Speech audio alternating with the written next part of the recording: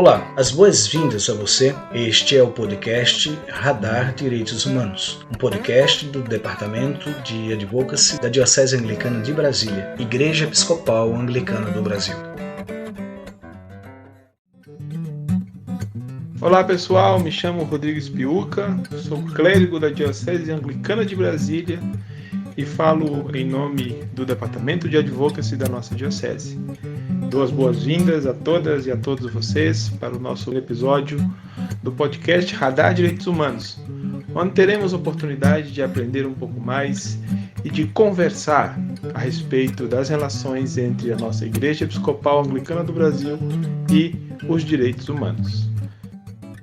E hoje eu tenho a satisfação de conversar com a Vivian Liss, que é integrante do GT da União das Juventudes Anglicana do Brasil e coordenação do Anglicanes na Diocese Meridional. E o tema do nosso bate-papo é exatamente as juventudes, os direitos humanos e a religião. Seja bem-vinda, Vivian, é uma alegria ter você aqui no Radar Direitos Humanos. Muito obrigada, reverendo, pelo convite e por esse espaço para a gente conseguir conversar um pouco mais sobre a realidade das nossas juventudes e dos nossos grupos de acolhimento que temos nas diferentes dioceses e áreas da nossa igreja. Vivian, vamos começar falando sobre a importância do espaço religioso, a importância da estrutura, da instituição, igreja, para a vivência das juventudes em termos da sua espiritualidade. Na tua perspectiva, qual é a importância desse espaço e como é que ele se desenvolve e como que as juventudes conseguem se desenvolver nesse sentido? Então, como experiência própria, eu faço parte da igreja anglicana desde que eu nasci, então, com meus 12 anos de idade, mais ou menos, eu já entrei para a União da Juventude, até como coordenação. Então, a minha vida ela sempre teve dentro da igreja como participante ativa de vários grupos, principalmente da juventude. Eu sempre via a igreja como meio de construção da minha espiritualidade e da ajuda da construção da espiritualidade de outras pessoas. E como juventude, além da juventude social ser muito diversa, dentro da nossa igreja, nossa juventude vai dos 15 aos 35 anos. Então, a gente já tem essa diversidade de idade, então a diversidade social ela também se enquadra dentro da diversidade social anglicana. Então, nós temos vários pontos dentro da nossa juventude. E dentro da igreja, a juventude anglicana ela é bem específica no ponto de precisar lutar por um espaço, porque a gente tem a realidade de uma juventude diminuída, né? A gente tem mais pessoas mais velhas na igreja do que pessoas mais jovens. Então, a nossa realidade ela é um pouco dura enquanto representatividade jovem, nós não temos muito. Então, justamente por isso, os jovens que existem, eles precisam ter uma união mais forte para conseguir, entre aspas, sobreviver, e a nossa luta sobreviver. A luta de cada um individual, né? Tem a luta LGBT, a luta feminista, a luta da negritude, a luta indigenista. Então, dentro de todas essas lutas, nós temos espaços. Como o senhor falou, eu faço parte compõe o grupo do Anglicanes. O Anglicanes é um grupo de diversidade sexual da nossa igreja. Na nossa diocese funciona bem. A gente consegue se reunir uma vez por mês para conversar sobre as dores que as pessoas de fora trazem, porque muitas pessoas vêm de outras paróquias, de outras igrejas, de outras denominações religiosas machucadas, achando que o que elas são é pecado. Então, o nosso trabalho é fazer formações com um bispo, com um teólogo, dizendo por que não é pecado, né? Baseado na Bíblia, por que isso não é pecado. Então, eu acredito que a espiritualidade ela é construída através de como que tu vive a tua vida religiosa e onde tu vive a tua vida religiosa. Eu sempre tive sorte de nunca ter sido discriminada dentro da igreja de forma alguma. Então, isso fez com que fosse mais fácil para mim achar o meu lugar e praticar minha espiritualidade, diferente de pessoas que vêm machucadas e não conseguem praticar ela e precisam achar isso na nossa igreja. Então, a gente tem dois tipos de espiritualidade que são praticadas. A espiritualidade que conseguiu, desde criança, ser construída dentro da igreja, sem dificuldade, teoricamente, e a espiritualidade que veio machucada de fora e que precisa ser readaptada dentro da igreja que vive hoje em dia. Então, o meu processo de espiritualidade, ele foi sendo construído conforme o tempo. Quando eu era mais nova, eu usava o meu tempo mais para a luta, para fazer com que os jovens fossem reconhecidos, com que a gente conseguisse inserir as lutas sociais dentro da igreja. Hoje, a minha vida na igreja, ela é muito mais dedicada à espiritualidade no geral, como é que posso dizer, a minha vida como um indivíduo cristão, né? A luta, ela já está inserida na igreja. Eu acredito que eu consegui fazer um papel bom, né, nessa, né, para difundir isso, mas hoje, como jovem, eu busco mais o convívio dos meus amigos, que a juventude, ela é toda uma só, todos somos amigos da igreja.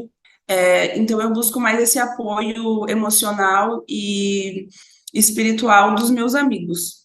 Os meus líderes religiosos, eles me ajudam, mas eu acho que quem mais se ajuda são os leigos, que precisam achar esse espaço junto, gente de fora e gente de dentro.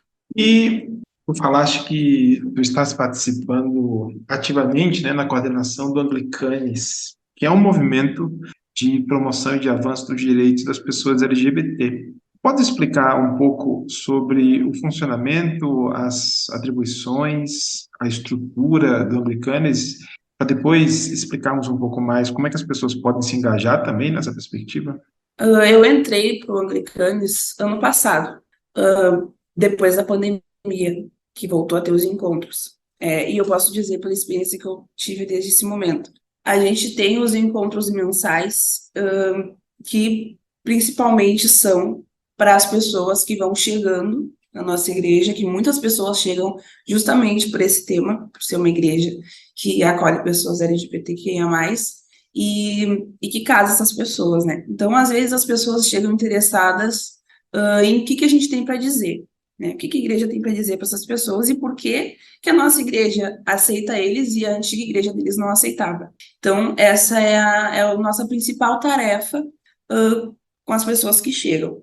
Fazer com que elas entendam o porquê que a gente tem esse entendimento e por que a gente não discrimina essas pessoas e não usa a Bíblia para ser contra elas. Então, a partir desse momento que a gente consegue fazer com que as pessoas conheçam a gente e vejam exemplos vivos na igreja de reverendos, bispos e participantes ativos leigos que são LGBTs, aí a gente consegue fazer com que essas pessoas consigam ter esse convívio com a gente. Nem todas as pessoas são anglicanas, às vezes as pessoas não conseguem se encaixar na nossa igreja, porque isso é muito pessoal, mas a maioria que está no nosso grupo a gente não consegue aumentar muito o nosso grupo, ele fica mais na Catedral Anglicana, na Catedral Nacional Anglicana da Santíssima Trindade em Porto Alegre. As pessoas da região metropolitana, elas chegam na gente nesse local, e a gente tem em Araranguá também, que é em Santa Catarina, um núcleo. Então a gente consegue ter pessoas próximas. Para fora do Brasil, a gente conversa às vezes com alguns reverendos que conseguem ter esse núcleo, mas a gente não consegue difundir muito. Então, eu ainda não identifiquei qual é o problema, porque a gente não consegue expandir. Mas é uma vontade muito grande minha que isso aconteça, porque eu sei que tem pessoas LGBT que é mais espalhadas pelo Brasil inteiro e não tem esse suporte. Então, o suporte que a gente dá, que a gente consegue dar para essas pessoas que chegam até nós, são formações de Bíblia. A gente teve a primeira formação no mês passado, primeira etapa da formação, sobre a questão bíblica e o LGBT na Bíblia, e agora a gente vai ter mais uma palestra dizendo por que não é pecado e como é que a igreja vê isso. Então a gente vai construindo, né, de pouquinho em pouquinho. Às vezes o grupo está mais para um lado, às vezes mais para o outro, mas a princípio esse é o objetivo principal, fazer com que as pessoas de fora que chegam na nossa igreja se sintam acolhidas e vejam por que a gente sabe e por que a gente diz que não é pecado. E você acredita que nós, enquanto igreja, já alcançamos um estágio de amplo acolhimento para todas as pessoas que dela necessitam, ou ainda temos algum obstáculo a superar de forma mais imediata? Então, o amplo acolhimento, ele vai para vários tipos de grupos sociais, né? Eu acredito que no Rio Grande do Sul, o nosso maior acolhimento é com pessoas LGBTQIA+. Acredito que vai ter partes do Brasil que vai ser com a população negra, vai ter partes do Brasil que vai ser com a população indígena, alguns lugares com população de rua. A questão feminina, eu acho que a gente trabalha muito bem, acredito que seja a nossa questão mais forte, mais amplamente trabalhada, a questão de violência contra as mulheres, né, a questão da ordenação feminina. Eu acho que isso a gente está num caminho muito bom, acho que a nossa principal vitória é essa, mas assim como todos os outros lugares da sociedade demoram às vezes a conseguir incluir todos, a gente ainda está nesse processo. A gente é uma igreja inclusiva, a gente pode se dizer igreja inclusiva, a gente não precisa tirar esse nome, mas a gente ainda está no processo, a gente ainda não consegue incluir totalmente as pessoas, mas não porque a gente quer, e sim porque nós somos seres humanos que precisam aprender as coisas ainda. Então, vou dar exemplos, né? Onde eu participo, que é o Anglicanes, a gente tem uma maioria de homens gays, e homens gays brancos, porque essa é a nossa realidade no Rio Grande do Sul.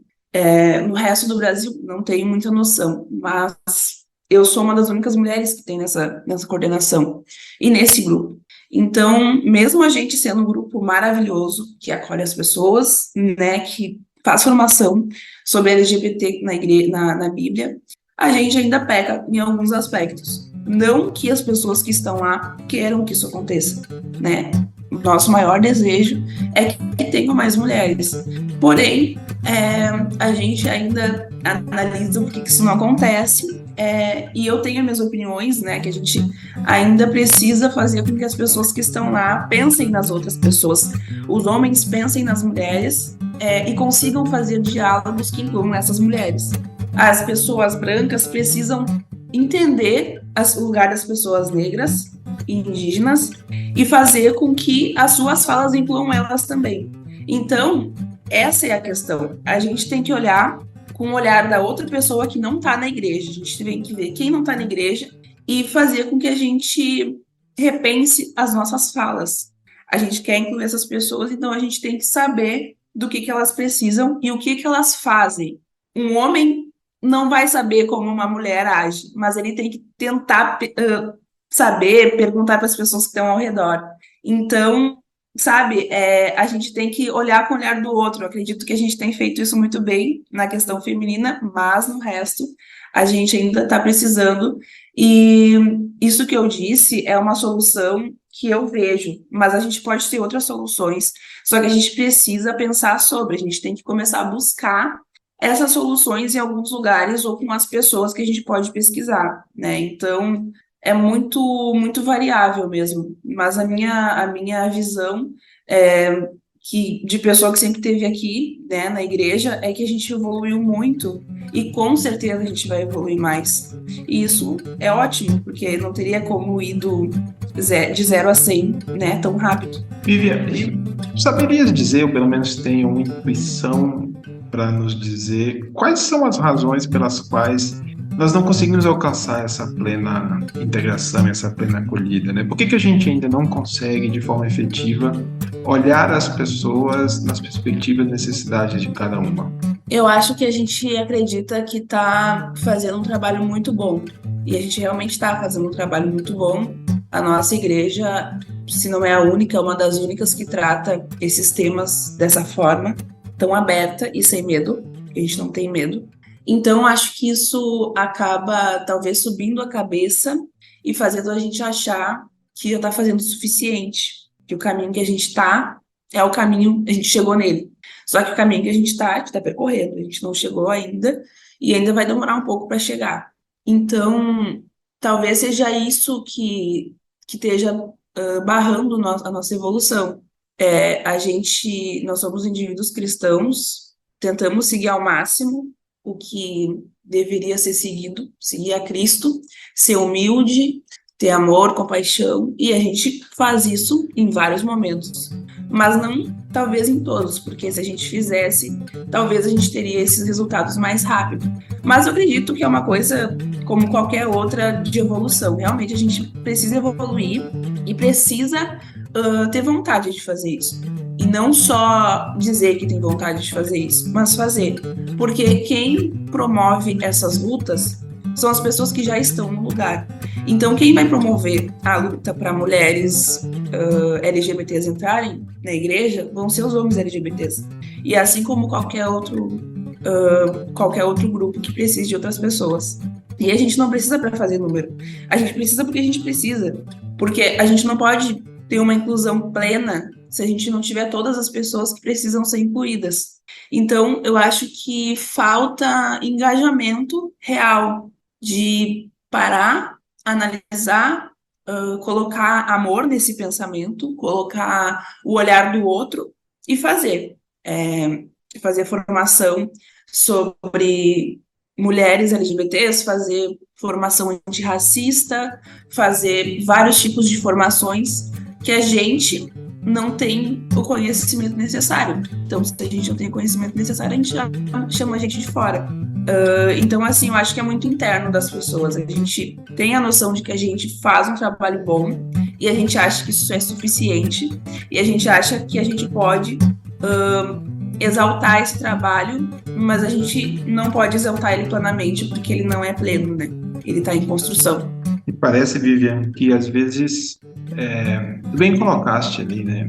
Nós acreditamos que já alcançamos um patamar de excelência e não conseguimos perceber que ainda precisamos avançar. Então, muito obrigado por essa reflexão, que eu acho que é muito importante. Eu realmente acredito que é importante reconhecermos os limites e as potencialidades daquilo que estamos fazendo, se de fato nós queremos acolher e integrar, não apenas convidar as pessoas a frequentarem nossos espaços de culto, mas acolher e integrar efetivamente, na medida das necessidades e das vicissitudes de cada uma. Então, mais uma vez eu te agradeço por nos ajudar a refletir nessa perspectiva de uma mulher jovem, engajada com a promoção e com o avanço dos direitos.